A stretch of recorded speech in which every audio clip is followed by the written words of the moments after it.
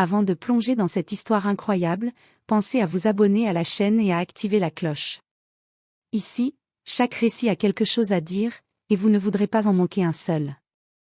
L'aéroport international Dallas-Fort Worth était plongé dans l'agitation habituelle d'un matin chargé. Les écrans clignotaient, les annonces se succédaient, et le vol Aurora 718, à destination de Londres, affichait complet. Un vol prestigieux. Un équipage trié sur le volet. Dans le couloir réservé au personnel navigant, un homme avançait d'un pas posé.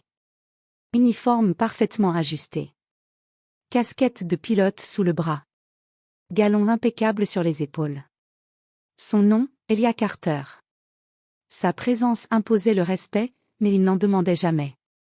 Son regard était calme, expérimenté, celui de quelqu'un qui avait déjà vu la mort de près, et l'avait dompté. Pourtant, certains regards glissaient sur lui avec méfiance. D'autres s'attardaient, surpris. À quelques mètres, Madeleine Hughes, hôtesse de l'air principale du vol, relisait sa checklist. Elle était connue pour son professionnalisme et son caractère tranchant. Quand elle leva les yeux et aperçut Elia s'approcher du cockpit, son expression changea brutalement. Elle fronça les sourcils. « Pardon » lança-t-elle d'un ton sec en se plaçant devant lui. « Oui, madame » répondit Elia calmement.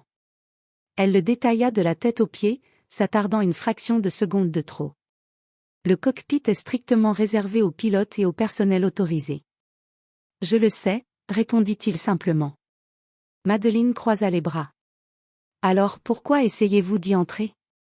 Les équipes de maintenance passent par l'autre accès. » Un silence pesant s'abattit sur le couloir.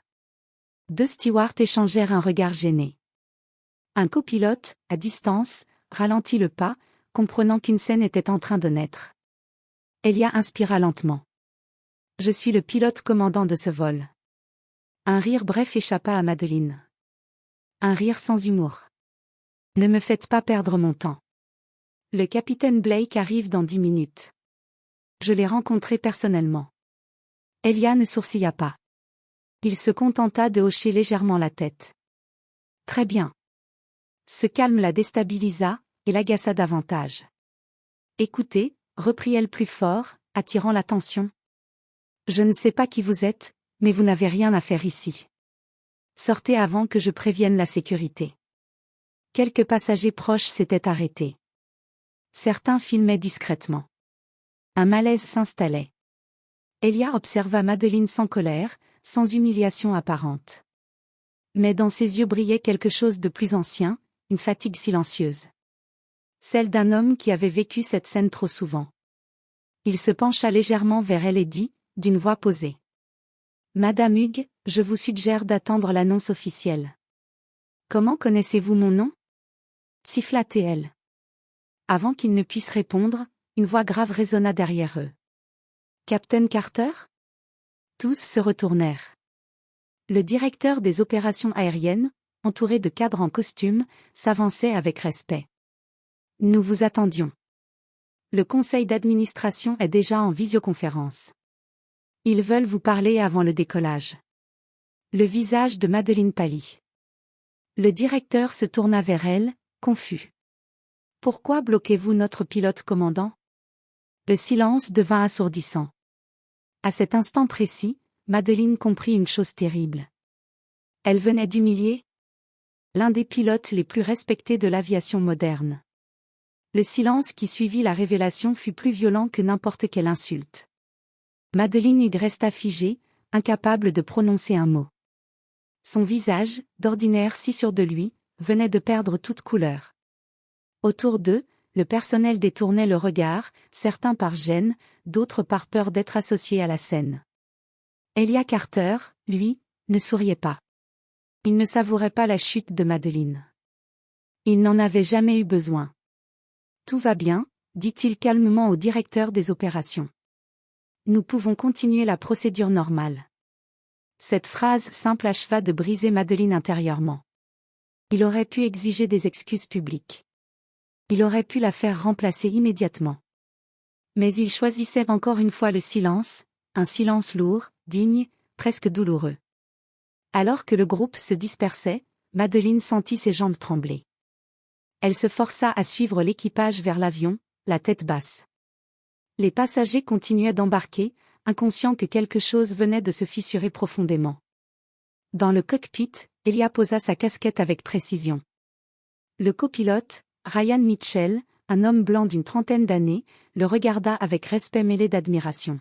« Capitaine, je suis désolé pour ce qui s'est passé. » Elia s'installa dans son siège. « Ce n'est pas la première fois, » répondit-il simplement. « Mais chaque fois, ça pèse un peu plus. » Ryan hésita, puis demanda. « Pourquoi n'avez-vous rien dit ?» Elia fixa les instruments devant lui, puis murmura. « Parce que parfois, se défendre ne change pas les mentalités. Mais laisser les gens voir leur propre erreur, ça, oui. » Pendant ce temps, dans la cabine, Madeleine exécutait ses tâches mécaniquement. Chaque regard lui semblait accusateur. Chaque pas lui rappelait sa certitude arrogante de quelques minutes plus tôt. Elle repensait à ses mots. À son ton. À ce rire. Et surtout, à la façon dont Elia l'avait regardé. Sans haine. Sans colère. Juste avec une lassitude profonde. Quand l'annonce du cockpit retentit enfin. « Mesdames et messieurs, ici votre pilote commandant, le capitaine Elia Carter. » La voix résonna dans toute la cabine. Madeleine ferma les yeux. Ce nom. Elle ne l'oublierait jamais. Et elle ignorait encore que ce vol allait changer bien plus que sa carrière. L'avion avait atteint son altitude de croisière. À 30 000 pieds, le monde en dessous semblait calme, presque irréel. Pourtant, à l'intérieur du Aurora 718, des tempêtes bien plus profondes couvaient. Dans le cockpit, Elia Carter surveillait les instruments avec une concentration absolue. Chaque geste était précis, mesuré. Pour lui, piloter n'était pas seulement un métier, c'était une responsabilité sacrée. Des centaines de vies dépendaient de son sang-froid. Le copilote Ryan brisa le silence. « Capitaine, vous êtes vraiment calme. À votre place, j'aurais explosé. » Elia esquissa un sourire discret. « La colère fatigue plus que les longues heures de vol, » répondit-il. « Et elle n'apprend rien à personne. » Ryan hocha la tête, pensif. « Vous savez, certains parlent de vous à l'académie. On dit que vous avez sauvé un avion entier au-dessus de l'Atlantique il y a 6 ans. » Elia ne répondit pas immédiatement. Ses yeux restaient fixés sur l'horizon. « Ce jour-là, dit-il enfin. Personne ne me demandait si j'avais ma place dans le cockpit. » Dans la cabine, Madeleine distribuait les boissons. Chaque sourire qu'elle offrait était crispé, forcé. Les passagers la remerciaient sans se douter du combat intérieur qui la rongeait. À un moment, elle passa près de la porte du cockpit. Elle s'arrêta. La plaque dorée brillait. Captain Carter. Son cœur se serra. Elle se souvenait de tous les stéréotypes qu'elle avait inconsciemment acceptés. De toutes ces images jamais remises en question. Et maintenant, elle lui apparaissait comme une honte silencieuse. Soudain, l'avion fut secoué par une turbulence brutale. Les verres tremblèrent. Des cris étouffés s'élevèrent. « Cabine, ici le cockpit. » Attachez immédiatement les ceintures, annonça Elia d'une voix ferme mais rassurante. La turbulence s'intensifia. Une passagère paniqua. Un enfant se mit à pleurer. Madeleine sentit son sang se glacer. Pour la première fois depuis longtemps, elle n'était plus sûre de rien, sauf d'une chose. Elle faisait entièrement confiance à la voix de cet homme qu'elle avait humilié. Dans le cockpit, Elia gérait la situation avec une maîtrise impressionnante. Il ajusta l'altitude, consulta les radars, communiqua avec le contrôle aérien comme s'il l'avait fait 1000 fois, parce que c'était le cas. Les secousses cessèrent. Le calme revint peu à peu. Dans la cabine, un souffle de soulagement collectif se fit entendre. Madeleine posa une main sur un siège pour se stabiliser. Elle comprit alors une vérité douloureuse.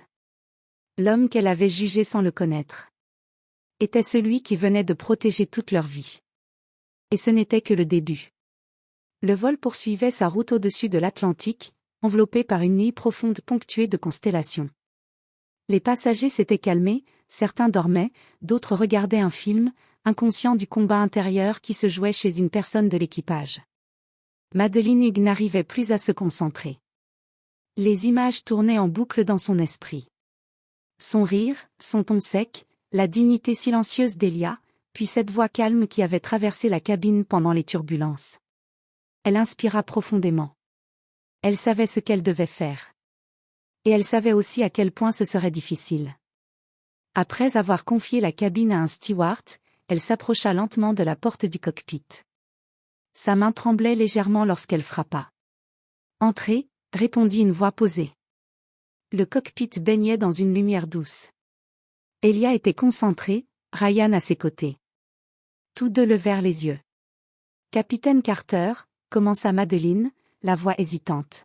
« Puis-je vous parler un instant ?» Elia observa son visage tendu, ses yeux fuyants. Il hocha la tête. « Bien sûr. » Ryan se leva discrètement et sortit, comprenant l'importance du moment. Le silence s'installa. Madeleine avala difficilement sa salive. « Je vous dois des excuses. Des excuses sincères. Ce que j'ai fait avant le décollage était humiliant, injuste, et profondément déplacé. » Elia ne dit rien. Il l'écoutait. « Vraiment.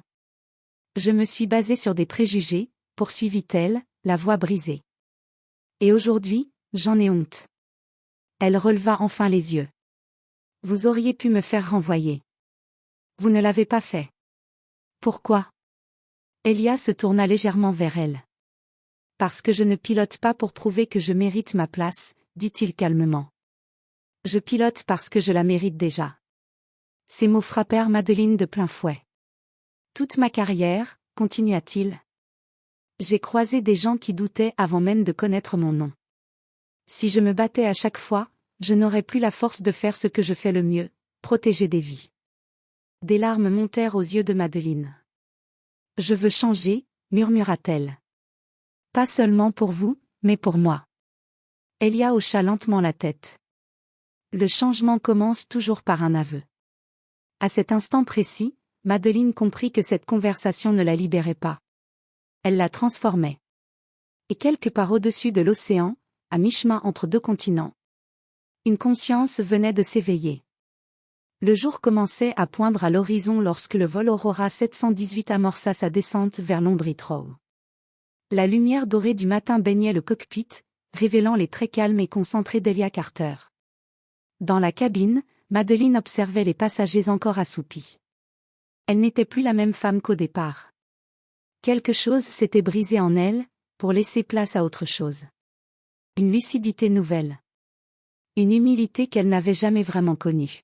« Mesdames et messieurs », annonça Elia d'une voix posée, « nous entamons notre approche finale. Merci de votre confiance. » Ces mots résonnèrent différemment pour Madeleine. À l'atterrissage, l'avion se posa avec une douceur remarquable. Les passagers applaudirent, comme souvent sur les vols transatlantiques. Certains se levèrent pour regarder vers le cockpit, curieux de voir celui qui les avait guidés à travers la nuit.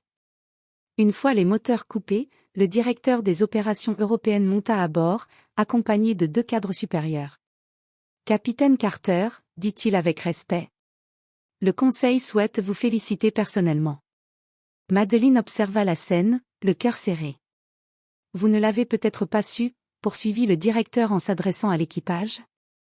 Mais le capitaine Carter est aussi le plus jeune pilote noir à avoir dirigé la formation internationale de sécurité aérienne après l'incident de l'Atlantique Nord. Ces protocoles sont aujourd'hui utilisés par plusieurs compagnies. Un murmure admiratif parcourut l'équipage. Madeleine baissa les yeux. Elle comprenait enfin qui il était vraiment. Pas seulement un pilote, mais un homme qui avait ouvert des portes sans jamais faire de bruit. Avant de quitter l'avion, Madeleine s'approcha une dernière fois d'Elia. « Merci », dit-elle simplement. Il hocha la tête.